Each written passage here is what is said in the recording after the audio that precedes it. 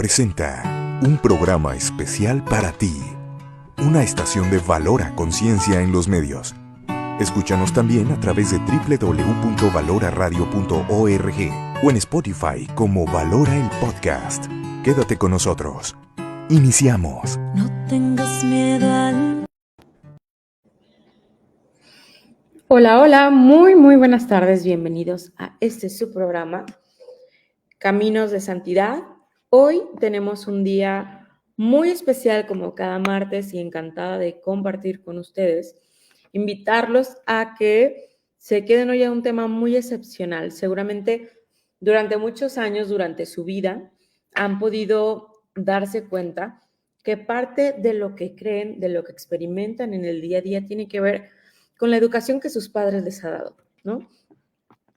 Últimamente, bueno, les comparto, estoy haciendo la maestría de Educación y Desarrollo Humano y en esta maestría he tenido la oportunidad de conocer grandes personajes, entre ellos, y bueno, les llamo personajes porque son personas a las que admiro con todo mi corazón y que me he dado cuenta de toda la experiencia que llevan y que esto nos puede ayudar a crecer de una manera impresionante. Y por eso quiero dar la bienvenida a una de mis maestras favoritas, pero antes les quiero platicar qué hace ella.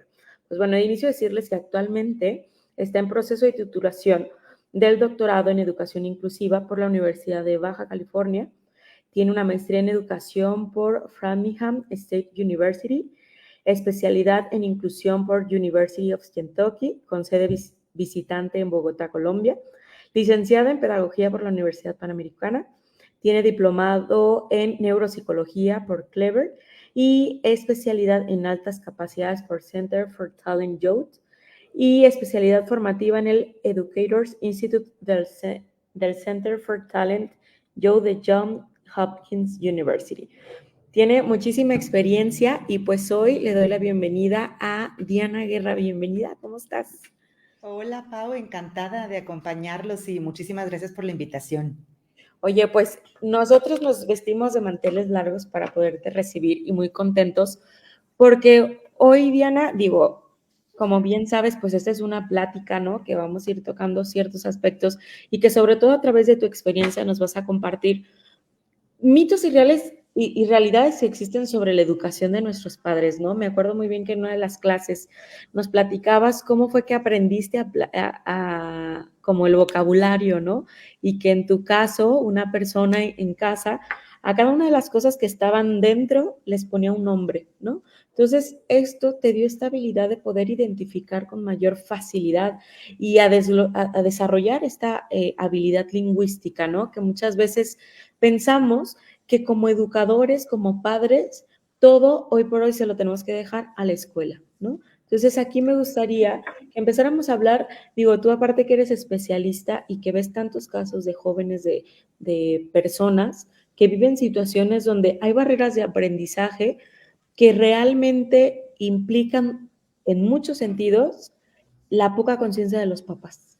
O sea, ahí Sí, Pau, empiezas a platicar un poquito.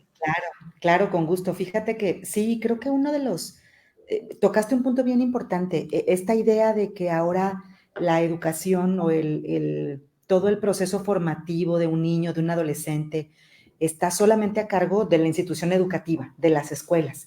Y si bien es cierto que nuestros niños y nuestros adolescentes pasan muchas horas de su día en el ámbito escolar, pues sabemos que el impacto de la familia, de la dinámica, de lo que ocurre en casa, aunque sean menos horas, arrastra, es tremendo y es enormemente positivo el que podamos trabajar con los padres de familia desde una narrativa de equipo. Algo que yo he visto en los últimos años, Pau, es que las escuelas hacen enormes esfuerzos por dar lo mejor, los mejores sistemas, los mejores profesores, porque los programas educativos estén enriquecidos.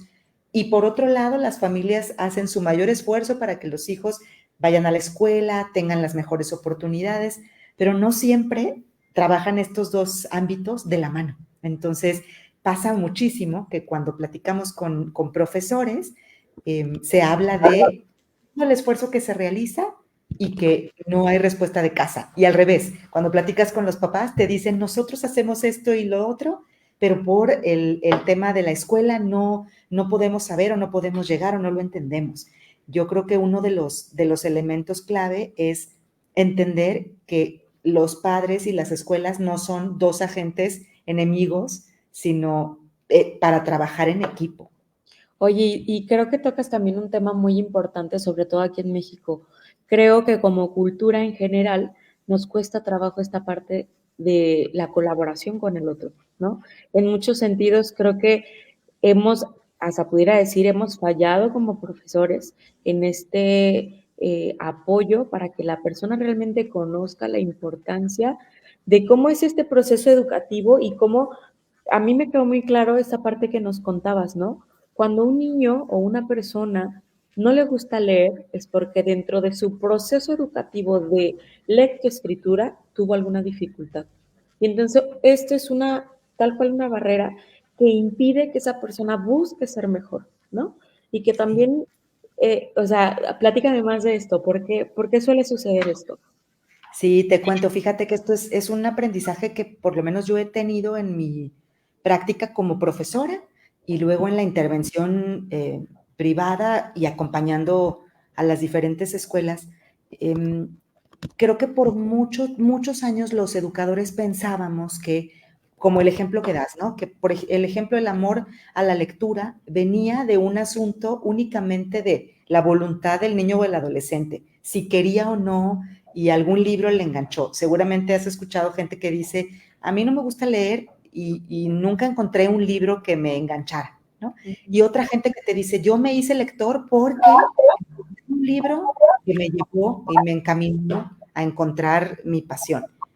En cualquiera de los dos casos, lo que he aprendido, Pau, es que si esa persona tuvo en algún momento de su desarrollo una dificultad o enfrentó una barrera, por ejemplo, para leer con fluidez, para poder leer a un buen ritmo, para poder leer textos que pudiera entender, si eso se limitó, se obstaculizó porque el alumno tenía alguna dificultad que no se identificó, es muy probable que como adulto te diga, nunca me gustó leer, nunca me fue interesante. Te comparto otro ejemplo justo ayer que me pasó aquí en el consultorio con uno de mis pacientes. Es un niño que está por entrar a tercero de primaria y sus papás me habían platicado antes que tenía que era un niño muy inteligente, pero que tenían mucha dificultad para que hiciera la tarea. Veían que cuando regresaba a casa con los cuadernos, la letra estaba fea, todo estaba mal hecho, él hacía las cosas rápido, los papás decían, alá y se va, y listo. Después de explorar el caso, ayer justamente platicando con el niño, me decía, es que, Diana, si yo hago las cosas para que la letra me quede bien, mi cuaderno esté ordenado como mis papás quieren, me voy a tardar muchísimo. Yo lo hago como lo hago porque es más rápido para mí. Cuando lo pongo Pau a que escriba, me doy cuenta que el agarre de su lápiz para escribir era como de un niño mucho más pequeño. Su tono muscular débil, ¿no? No tenía suficiente fuerza para poder escribir y de manera que además la posición de su muñeca estaba errónea. Pequeños detalles, Pau, que a lo mejor omitimos, pasamos por hecho y pensamos que la dificultad era falta de ganas.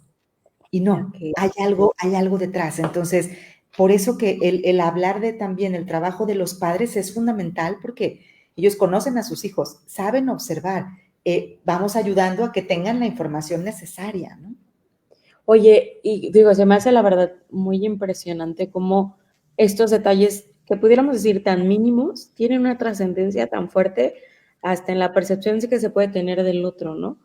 ¿Cuáles son quizás las características que tú pudieras como darle pues algún tip a los padres de familia donde pudieran quitarse, porque a ver, creo que muchas de estas cosas son mitos, ¿no? Por ejemplo, esto de que pues no hace rápido las cosas o lo hace al aventón, ¿no? O sea, que de pronto solemos caer, y es algo que yo te aprendí mucho, el nunca juzgar al otro, en el sentido de que no conoces en sí lo que está viviendo, ¿no? Yo pudiera decir, pues es un padre negligente según la teoría, ¿no? De que pues no pone atención de su hija y tal, pero en el fondo yo no sé qué otras cosas está viviendo esa familia, que por eso pues vemos quizá ausencia dentro del colegio, ¿no?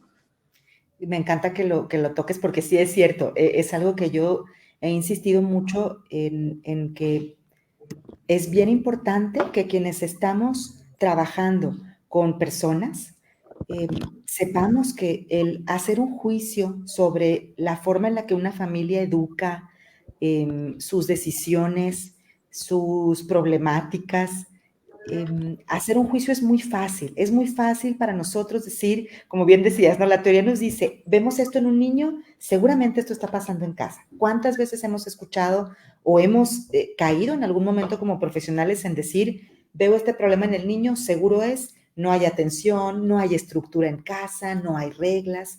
Creo que uno de los grandes aprendizajes y algo que me gustaría dejar para quienes nos escuchen, que sean padres de familia, es que sepan que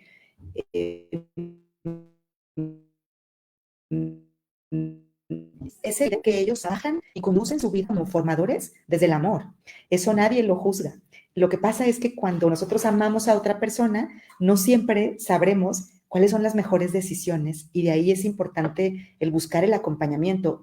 Pero fíjate que sí, creo que uno de los grandes errores que nos hace que atendamos tarde muchas problemáticas es que de fuera las familias reciben mucho juicio y que luego eso hace que los padres se sientan culpables, sientan que lo están haciendo mal, sientan que están cometiendo un error, cuando esto es natural y lo que hay que revisar es cuáles son las mejores decisiones. Algo que yo quisiera compartirte es que también lo veo día a día.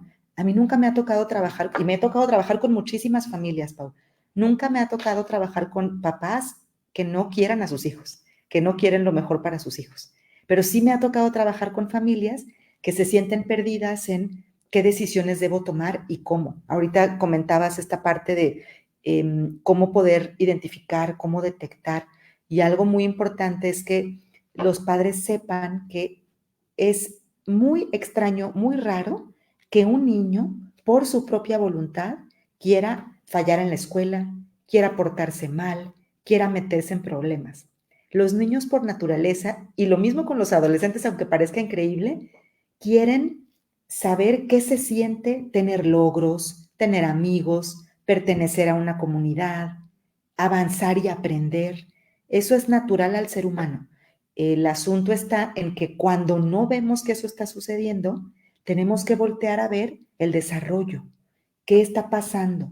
¿Qué pasa con el niño? ¿Qué cosas son normales y cuáles no? Por esto es muy importante el poder atender cosas tan básicas como lo que hablábamos, como la psicomotricidad, la vista, el oído. Muchas ocasiones, las grandes dificultades, por ejemplo, de aprendizaje y de conducta, tienen una base bien lógica, ¿no? De algo que no volteamos a ver y que más bien lo atribuimos a no quiere, no tiene ganas.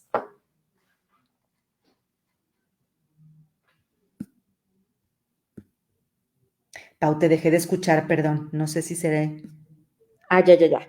Sí, ¿verdad? Sí, Ah, sí, perfecto, gracias. justo algo que yo retomé muchísimo de tu materia y que como que me ayudó muchísimo a platicar con los papás en esta interacción era el que, el que ellos descubrieran que muchas situaciones que vive justo el adolescente, el niño, el joven, es que hay algo que así como tú dices, está generando en él algo diferente, ¿no? Y me acordaba, por ejemplo, de los lentes, que fue algo que a mí me hizo pues mucho sentido, pues porque siempre he usado lentes desde muy pequeño. Y que si, por ejemplo, alguno de nosotros tiene un TDAH, cualquiera neurodivergencia, por ejemplo, es como si no tuviéramos unos lentes, que va a evitar que tú y yo podamos aprender de la mejor manera. Y aquí me gustaría que habláramos un poquito de este mito de que hoy por hoy hay muchísima gente que tiene TDAH, que tiene TDA, ¿no? Y que de pronto creo que nos podemos ir como al otro extremo, ¿no? De tratar de descifrar que todo mundo tiene alguna situación, que por ejemplo nos vamos como al cambio drástico, ¿no? De que nadie tiene nada, ahora todo mundo tiene algo en común. Y de esto que Exacto. me pudieras compartir. Sí, exacto. Creo que nos hemos ido en oleadas de no diagnosticar a sobrediagnosticar, ¿no? Y a pensar que todos tenemos alguna condición o enfrentamos alguna barrera.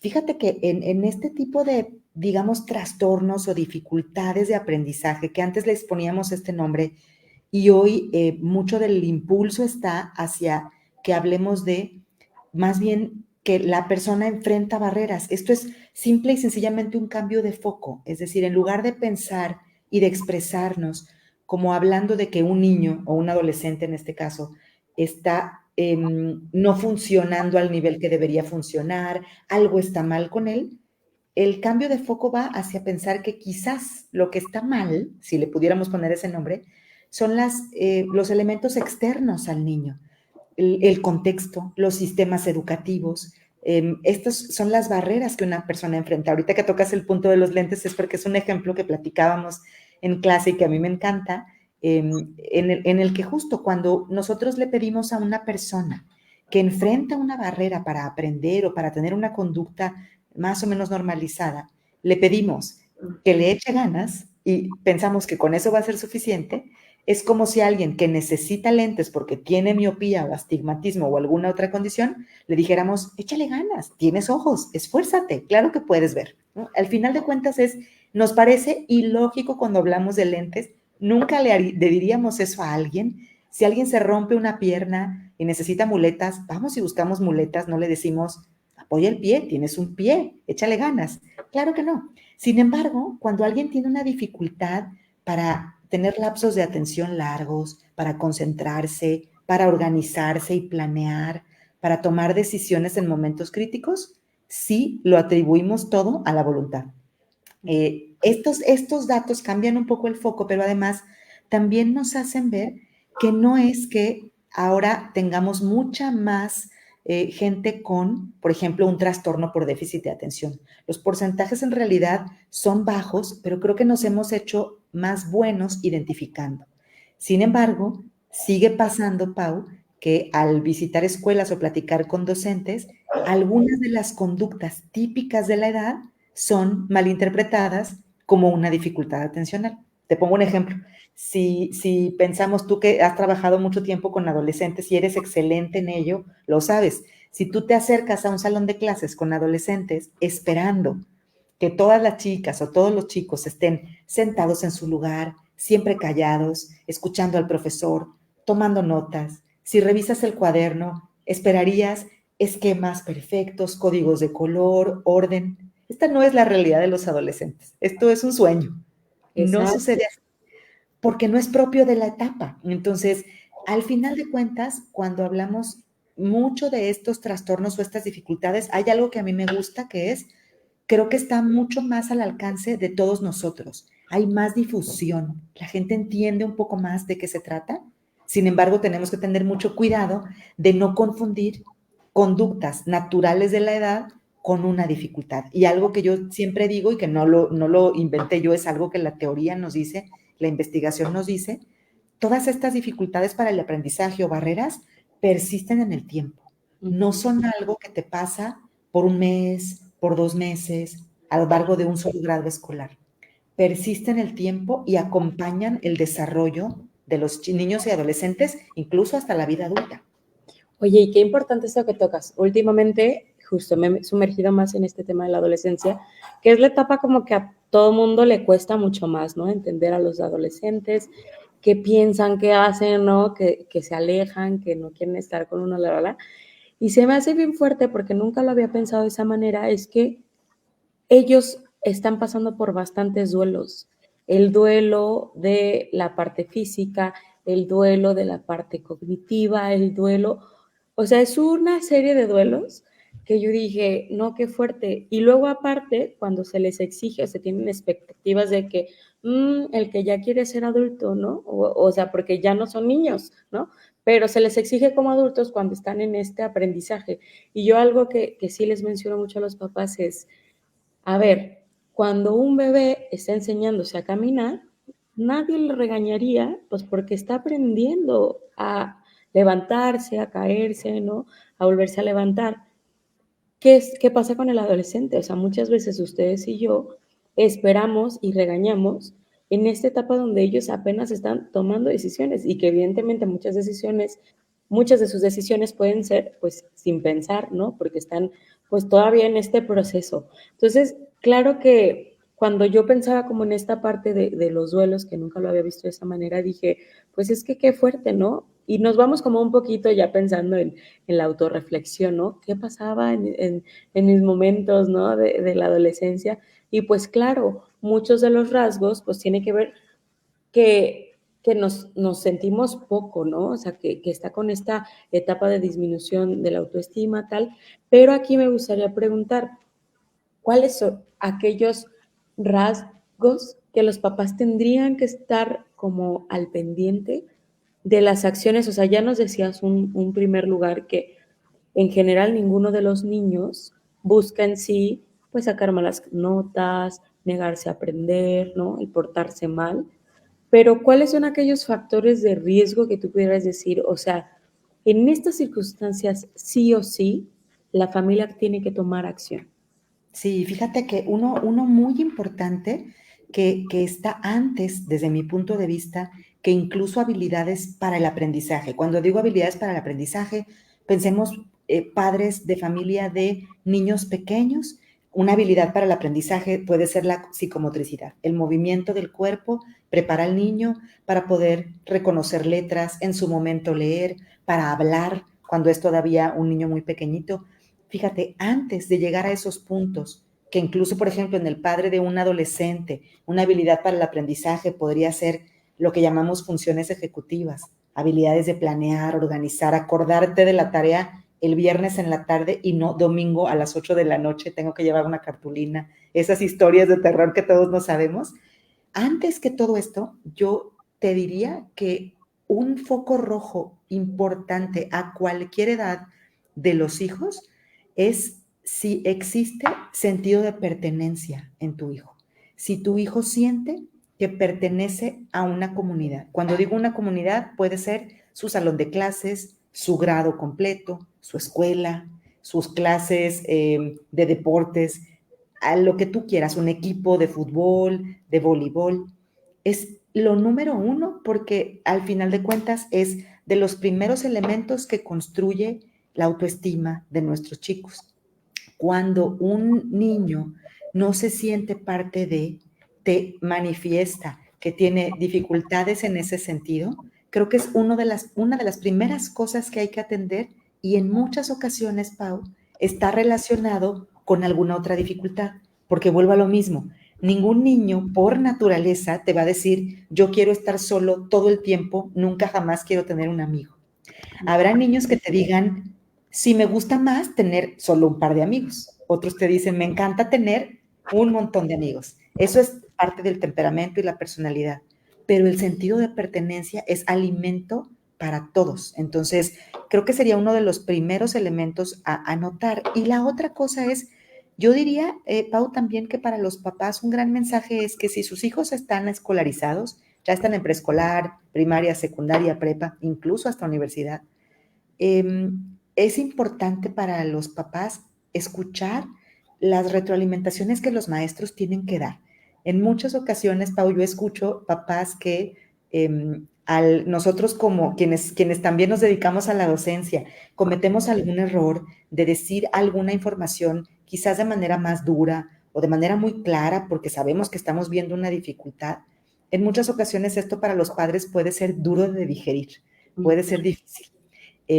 Yo lo que recomendaría o siempre comento con los papás es quitar quizás un poco o dejar de lado un poco lo que eso nos pueda hacer sentir y estar atentos a cualquier retroalimentación que los maestros indiquen que vean un desfase. Es decir, si los demás niños tendrían ya que estar logrando hacer X cosa y tu hijo aún no lo logra, eso es algo para atender de inmediato. ¿Por qué? Porque estas dificultades van a volver al ciclo de afectar el sentido de pertenencia, Pau. En muchas ocasiones yo he visto dinámicas escolares donde nuestros chicos que tienen alguna dificultad o enfrentan una barrera, también enfrentan rechazo, enfrentan en algunos casos acoso escolar, enfrentan dificultades de tipo social y esas son muy dolorosas para los niños. Oye, por ejemplo, ahora que justo empiezas a tomar estos temas sobre el acoso, la violencia, o sea, siento que hoy las redes sociales han potencializado mucho más este tipo de temas, ¿no? El grooming, que ahora es tan conocido, para aquellos que no conocen el término, pues es como, pues, como, iba a utilizar conceptos de las niñas, pero pues cómo ataco a alguien a través de las redes sociales y empiezo como a, pues, a decirle cosas negativas de su persona, ¿no? Y que pues es como un acoso, pero a través de las redes sociales, ¿no?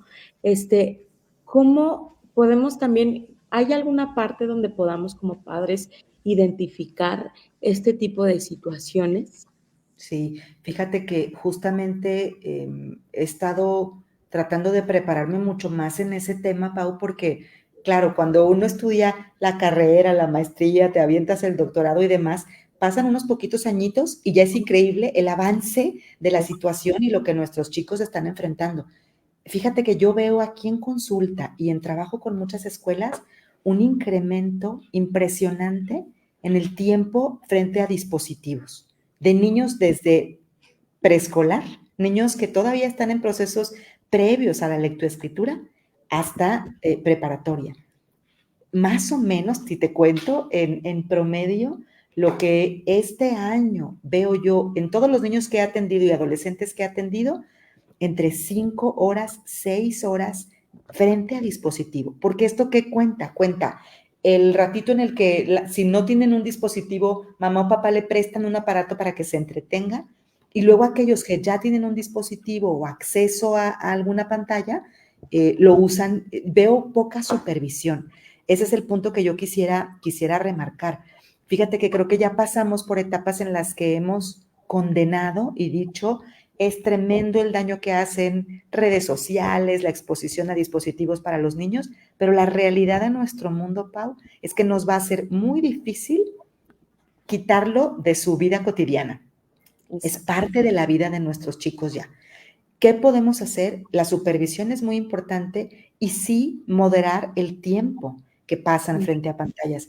Hay efectos importantes, Pau, en las habilidades para el aprendizaje, y esto es un mito relevante porque al final de cuentas, durante mucho tiempo se pensó, todo el acceso, la exposición a, si no redes sociales, acceso a tecnología, va a causar un daño. Hoy sabemos que no todo va a causar un daño, pero sí sabemos que la cantidad de horas que un niño está expuesto lo pone en mucho mayor riesgo de cualquier circunstancia, de circunstancias donde haya personas externas que quieran hacerles daño, hasta cambiar sus procesos de atención, de memoria, de organización, su desarrollo neuronal, eso se va a ver afectado. Entonces, al final de cuentas sabemos esto y es muy importante la supervisión. Hay mucho debate sobre, por ejemplo, a qué edad permites a un chico que se acerque a la tecnología, de qué forma y cómo. Yo sí te puedo decir que con todos los chicos con los que yo trabajo veo una enorme diferencia cognitiva y en su desarrollo social, físico y emocional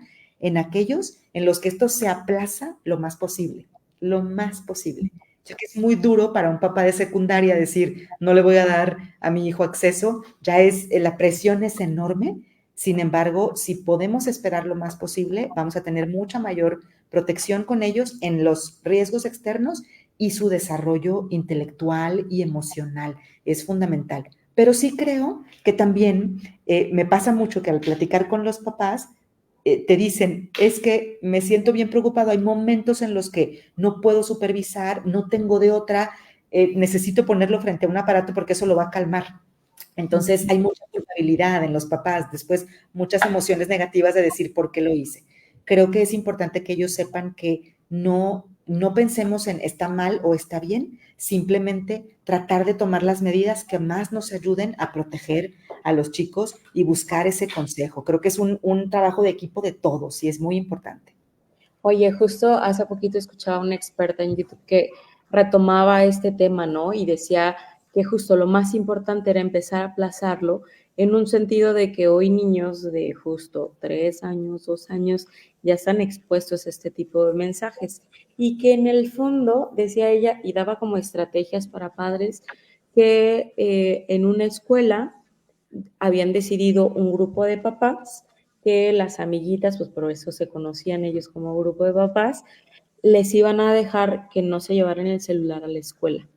Ujú. o que el teléfono que se les diera a las niñas iba a ser uno que no fuera un smartphone, ¿no? Nada más aquel con el que me voy a comunicar para ver dónde está, porque la recoge el transporte, mi mamá, lo que sea, ¿no? Entonces, creo que fueron algunos de los aspectos que mencionaban que justo ayudaba esta parte y que se me hace muy fuerte que el cambio no solo es cognitivo, sino también es físico y social y que es algo que estamos viviendo hoy por hoy, ¿no? O sea, estamos en una época donde el Internet pues ha dado un auge grandísimo que tiene muchas cosas muy positivas, pero que también como buenos seres humanos tenemos la libertad, ¿no? Y que en esa libertad de pronto no hemos sabido utilizarla de la manera más óptima, ¿no? En ese sentido, me gustaría pues cuestionarte cuáles son aquellas cosas que ves que los niños piden o necesitan de sus papás. Sí, fíjate que me encanta tu pregunta, porque ellos son muy claros en qué necesitan. Y una de las primeras cosas que yo te puedo decir, que en todas las escuelas en las que he trabajado, con todos los niños que he trabajado, ellos buscan aceptación, Pau. Porque aceptación quiere decir, quiero que mis papás me quieran por quien yo soy. Muy frecuentemente los niños están enfrentando mensajes de todos los adultos alrededor, no solo de sus padres, de cosas que tienes que hacer diferente, ser diferente. ¿Por qué no eres como este otro niño? ¿Por qué no te portas como tu hermano? Hay muchísima, muchísima comparación y sobre todo en las edades de desarrollo donde tenemos a la infancia, hay una necesidad muy grande de sentirse aceptado porque todavía no hay una plena comprensión de que también nuestros padres están todavía en un proceso formativo, ¿no? Mientras son padres, también están aprendiendo a ser papás. Para el niño eso no es fácil entenderlo, como pues yo me imagino que mis papás saben cómo ser papás, son mis dos figuras de fortaleza y de seguridad, pero la aceptación me parece que es lo número uno.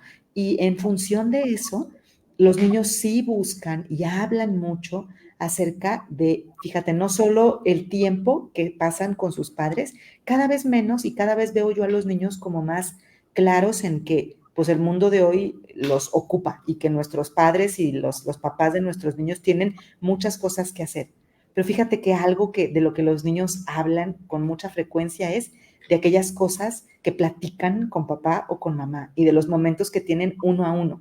Esto es algo que yo les aconsejo mucho a los papás, Pau, que busquen, a lo mejor no tenemos nada de tiempo, pero 5 minutitos, 10 minutitos a la semana sí se tienen para poder tener un momento uno a uno con cada uno de los hijos.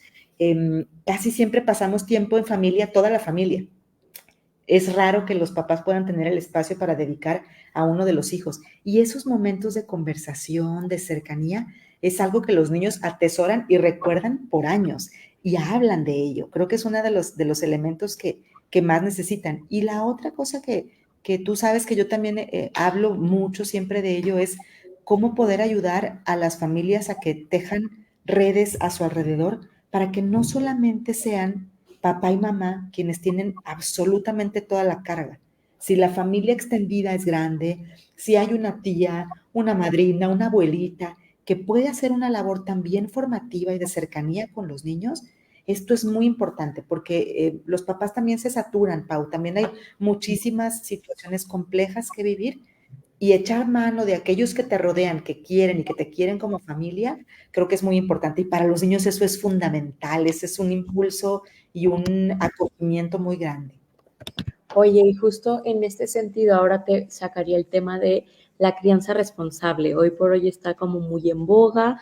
De pronto el otro día yo escuchaba algo como que de pronto negativo, ¿no? Que de pronto esta crianza responsable se ha ido como al otro extremo, donde soy permisivo y permito todo. ¿Qué visión tienes tú como de este tema? Sí, yo creo que ha sido sí, digo, al final el enfoque de crianza responsable me parece que es muy valioso, pero creo que como sociedad nos hemos ido en péndulo, ¿no? Hemos estado desde ejemplos en los que tú eres muy joven y no sabes de esto, pero la gente de mi generación, pues en aquellos entonces, por ejemplo, un ejemplo bien claro que se daba era estas concepciones de, para los bebés, un bebé que llora mucho, es que quiere brazos, déjalo que llore para que ya no quiera eso, ¿no? Hoy fíjate que las neurociencias nos han ayudado a entender que un bebé necesita ser abrazado y que cuando llora está pidiendo ese contacto. Entonces, nos vamos en péndulo de decir, no des nada, a dalo todo ahora, ¿no? Con adolescentes creo que igual, antes era, pues lo sabes, lo has escuchado, antes era no, desde un golpe en casa, un grito que tenía que darle, ahora es papás que puedan decir, no, déjame, me siento y discuto y debato todo, pero justo en la adolescencia, pues los chavos van a encontrar siempre la manera de tener la razón y de ganarle a sus papás. Entonces, creo yo que encontrar el punto medio es bien importante, pero ¿sabes qué? Creo que el punto medio nunca lo encontramos en aislamiento y en soledad. Yo creo que una de los retos más grandes para las familias, como te decía, es hacer comunidad, tejer una red lo suficientemente fuerte a tu alrededor. Si tu familia no es grande, pero tienes amigos que son de valor para tu familia, compañeros, colegas, creo que rodearnos de personas valiosas es bien importante para que los niños también sientan que no son solamente una unidad aislada. Y además que esto ayuda a que los padres estén menos saturados y se cometa menos esta dificultad de ir de la mayor exigencia a la total permisividad. Llegar a un punto medio es bien complicado, es bien complejo. Que sí, que no. Yo cuando platico con papás hay preguntas de todo. Oye, ¿es correcto? No sé, desde dar un golpe a un niño, dar un grito. He escuchado muchas veces papás que dicen, bueno, es que un golpe a tiempo corrige. Y fíjate que nunca he escuchado, nunca, en muchísimos años de carrera, Pau, a un niño que diga, creo que el que me hayan pegado me corrigió, me hizo entender. Nunca lo he escuchado. Si tenga algo o no de valor, al final la experiencia del niño es de un recuerdo donde la relación se rompe con los padres. Sin embargo, esto no quiere decir que como papá entonces nunca le vas a poner una regla, nunca le vas a exigir. Claro que no. Pero creo que hemos aprendido algunas cosas acerca también, pues, de respetar a los niños, de respetar y sobre todo de escuchar lo que ellos están viviendo. Por lo que te decía, porque nunca me ha tocado ver un caso de un niño que por intención quiera hacer las cosas mal. Es porque algo no está funcionando del todo bien. Oye, y justo esto que dices es súper valioso, porque, digo, a mí me tocó, ¿no? En una experiencia con unos papás, yo les invitaba a que en la adolescencia, pues ya no, pues golpearan, ¿no? Para hacer, pues, esta parte de buscar que ella comprendiera y así, porque ella no lo veía de esa manera. Y me sacaban como que tanto ellos como yo vivimos en una época donde, pues, el golpe existía y que éramos personas de bien, ¿no? Pero en el fondo, o sea, la verdad en el momento, para mí fue difícil como contestar a esa situación. Ya después como analizando le dije, a ver, es una realidad que si bien es cierto, muchos de nosotros vivieron con este tipo de situaciones, también ninguno de nosotros, así como tú lo dices, nos sentimos orgullosos, fue algo que nos marcó, sí, pero de una manera negativa, ¿no? En el fondo nunca hubo este sentimiento de amor, de sentirte apapachado, de sentirte aceptado como tal, ¿no? Y que creo que es algo que nos ha hecho como también buscar no caer en eso mismo, ¿no? Que de pronto es este péndulo del que hablas. Pero ahorita mencionaste un tema también muy importante de la exigencia. Y me quedé pensando porque tuve alguna niña donde la falta de exigencia de sus papás la hizo no darse cuenta de lo que era capaz. O sea, ella tenía mucho miedo de hacer cosas, porque como nunca se le exigió, pensó que ella no podía, ¿no? Se me hizo algo muy fuerte porque justo, o sea, esto que mencionas del punto medio, y es complejo porque, a ver, es una realidad que el dicho ese que dice, ¿no? Nadie nos enseña a ser padres, pero creo que hoy por hoy tenemos muchas herramientas, Diana, que nos ayudan a conocer aún más, ¿no? Temas de psicología, temas de desarrollo humano, especialistas que tienen pues tanto conocimiento, ¿no? La neurociencia, o sea, mil y una cosas que podemos investigar para no quedarnos en esa butaca esperando a que las cosas se den, ¿no? Justo el fin de semana tuve oportunidad de estar en un taller sobre el alcoholismo y se me hizo algo muy fuerte como las personas que vivían dentro de estos entornos de alcoholismo, aunque no tuvieran la misma adicción al alcohol, sí generaban muchas situaciones sociales muy complicadas, ¿no? Entonces, aquí, por ejemplo, que sacó el tema, me gustaría que nos compartieras cuáles son aquellas cosas que dentro de una familia generan esta, estas circunstancias que no ayudan a este desarrollo del pequeño. Fíjate que ahorita que estás compartiendo estos ejemplos me hace pensar en algo, Pau, que también pienso que es aprendizaje más reciente gracias a las diferentes ciencias que están apoyando toda la labor formativa y educativa. Y una de estas es, ahorita que hablábamos de, bueno, el golpe corrige o no corrige, la exigencia es importante o no. Fíjate que creo que los mensajes que damos a los niños y a los adolescentes, mensajes ocultos, son sumamente importantes. ¿En qué sentido?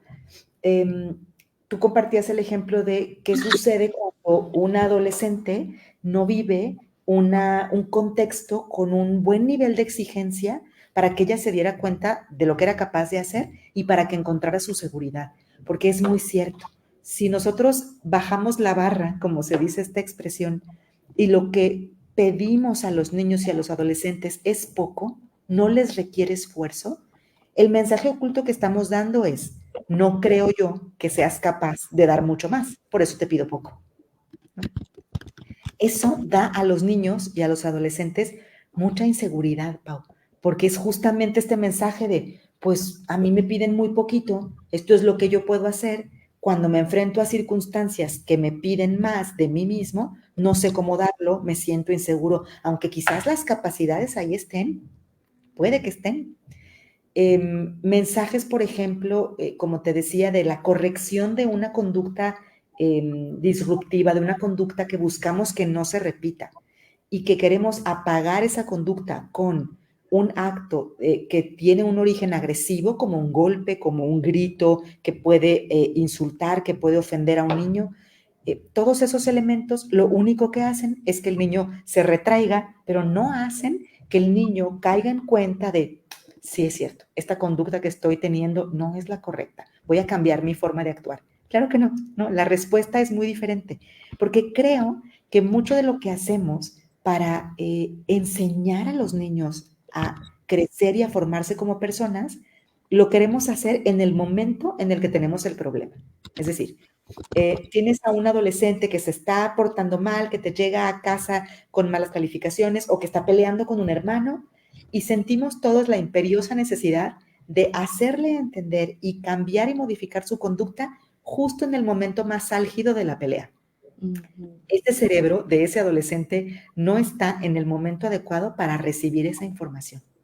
Y lo mismo un niño pequeño que está haciendo un berrinche, que están en la plaza comprando un elote un domingo y el niño está tirado en el piso haciendo un berrinche.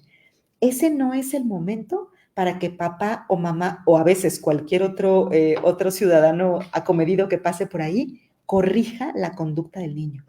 Porque en ese momento el niño o el adolescente están con poca regulación, Pau.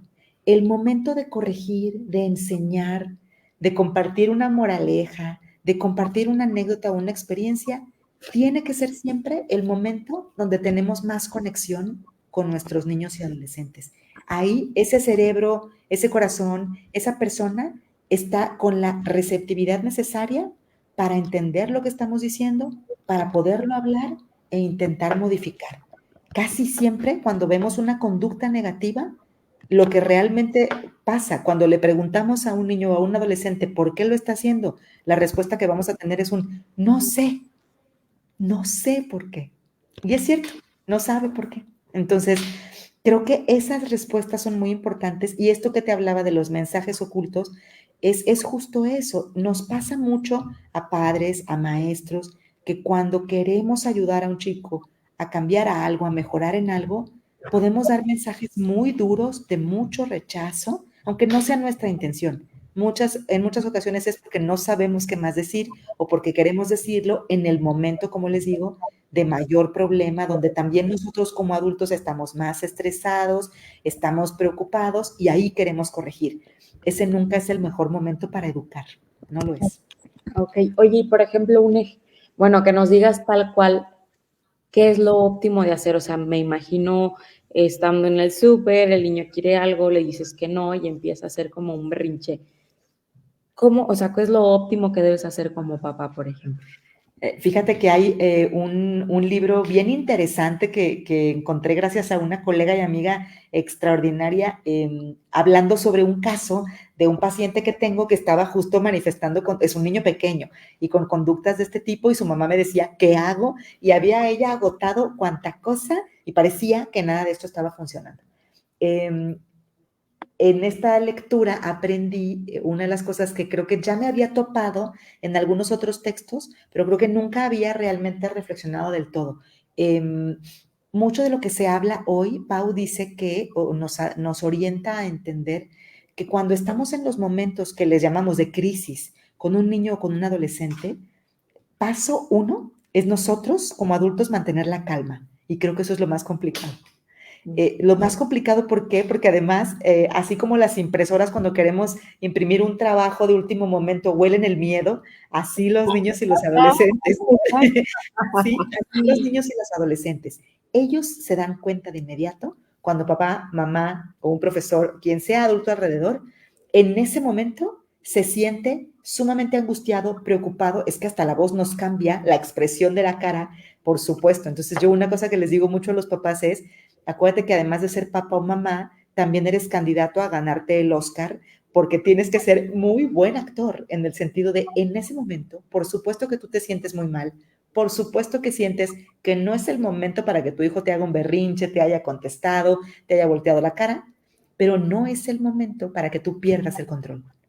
La paternidad y la maternidad, Pau, es un ejercicio eterno de autocontrol, porque lo más importante ahí es modelarle a los hijos, y con modelar me refiero a mostrar, ejemplificar el control. Lo que el niño y el adolescente está teniendo es una falta de regulación.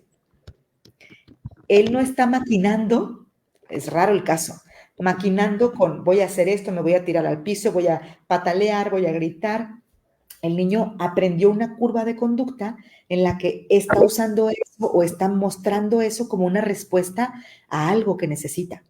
Y otro mensaje importante que te diría, además de esta parte del autocontrol de papá y mamá, es el entender que toda conducta es comunicación.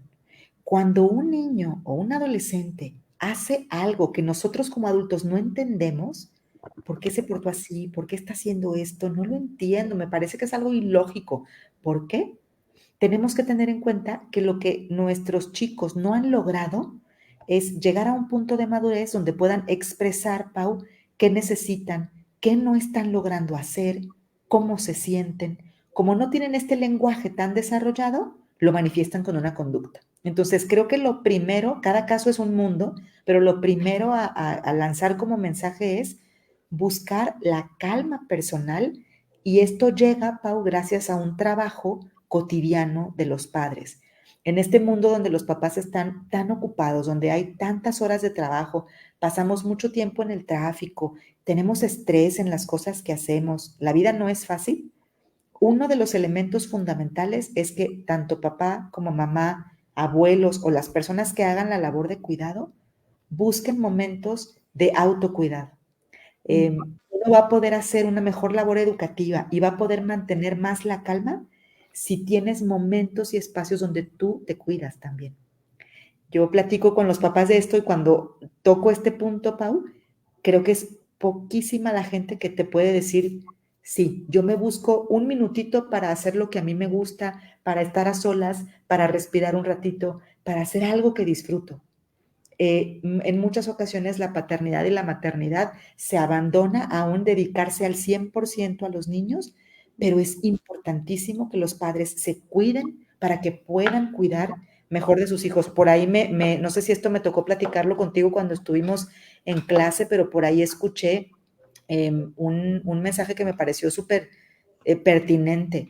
Cuando vas en un avión y están las personas del staff del equipo y la tripulación del avión explicándote las reglas y lo que tienes que hacer en caso de una emergencia, y te dicen que va a caer una mascarilla y entonces primero debes tú ponértela para después ponerla al de al lado.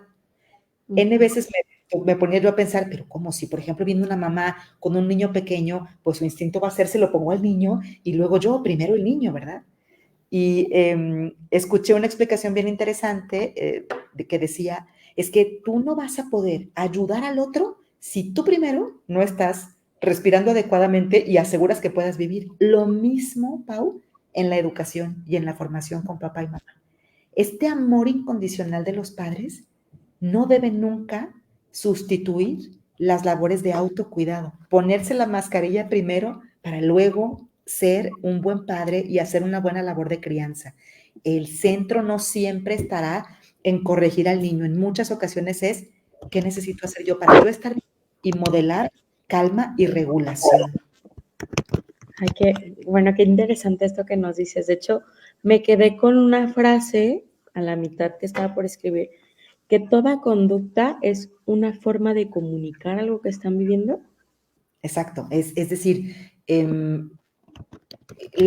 fíjate, creo que lo vivimos hasta como adultos, ¿no? En cuántas ocasiones, Pau, no sabemos, no encontramos las palabras o no tenemos el valor de expresar algo que estamos sintiendo, algo que nos molestó o algo que nos encantó y lo mostramos a través de una conducta. Lo mismo y cotidianamente pasa con los niños y con los adolescentes, sobre todo con los niños en la etapa de preescolar y la etapa de la primaria, estas primeras edades de la infancia. El niño está creciendo, está madurando, aún no tiene ni el vocabulario emocional, ni la capacidad además, porque esto nos lleva años en la vida, el poder decir qué es esto que siento y cómo lo expreso sin dañar al otro, con claridad, con asertividad y con respeto. Conocemos gente de 60, 70, 80 que nunca lo ha logrado, ¿no? Entonces es una tarea de vida complejísima. ¿Cómo le pedimos a un niño que exprese esto y que llegue de la escuela y te diga, es que me porté así y peleé con un amiguito porque me siento un poco triste porque te veo a ti, mamá, y a ti, papá, pelear todo el día? El niño difícilmente tendrá la madurez de conectar A con B y decírtelo en esa etapa de su vida. Nosotros como adultos lo podemos entender, pero entonces el niño lo va a demostrar con una conducta. Esos berrinches en los niños pequeños, estas actitudes, por ejemplo, de búsqueda de riesgo de los adolescentes que nos parecen absolutamente ilógicas y cómo es posible que se te ocurrió hacer esto, son conductas y son conductas que nos quieren decir algo, que puede que lo que nos quieran decir es necesito más tiempo contigo, necesito a alguien con quien hablar, necesito sentir que pertenezco, necesito entender por qué estamos enfrentando X o Y problema como familia.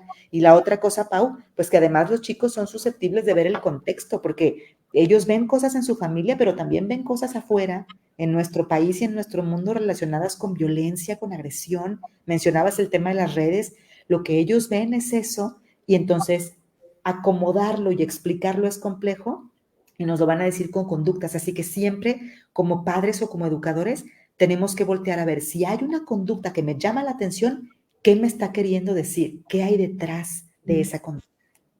Oye, qué importante. Y justo ahorita que decías este tema de las conductas, decía, a ver, pues también de un tema fisiológico, los bebés, la manera de comunicarse es a través del llanto. Entonces, evidentemente en este proceso, pues digo, si a veces nosotros, ¿no? De la gente, el amiguito que me hizo la ley del hielo ya no me habla, ¿no? Y tú, ¿qué onda? ¿Quién me bebé? ¿No? O sea, como que son cositas que justo creo que hacen mucho sentido ya cuando las platicamos, pero en el momento como que cuesta trabajo y que justo esto que dices, ¿no? Como padres de familia, creo que muchas veces tenemos muchas cargas, ¿no? Tanto económicas, sociales, de muchos sentidos que de pronto perdemos de vista, cosas que son muy fundamentales y que también hemos vivido a veces en carne propia, ¿no? O sea, creo que cada uno de nosotros en este proceso de crecer, pues nos encontramos con papás que evidentemente dieron lo mejor de ellos y que creo que es algo muy importante, ¿no? El que como personas también trabajemos en ser agradecidos con lo que nuestros papás nos dieron, en que podamos comprender su situación, ¿no? O sea, cuando tú empiezas a conocer un poquito más de su historia de vida, entiendes, ¿no? El cómo fue que se suscitó, el que quizá te ignoró y pues en realidad no buscaba hacerlo con ese fin, ¿no? Y que en el fondo, como tú decías, siempre un papá o una mamá buscará dar un amor. Y yo les digo mucho a las niñas, a veces los papás no sabemos cómo amarte, ¿no? Es importante que tú primero aprendas a descubrirte para que puedas decirles cómo es que te sientes más amado, ¿no? Entonces, pues creo que es una gran labor. Agradecerte muchísimo, ya estamos a nada de terminar el programa, se me fue súper rápido.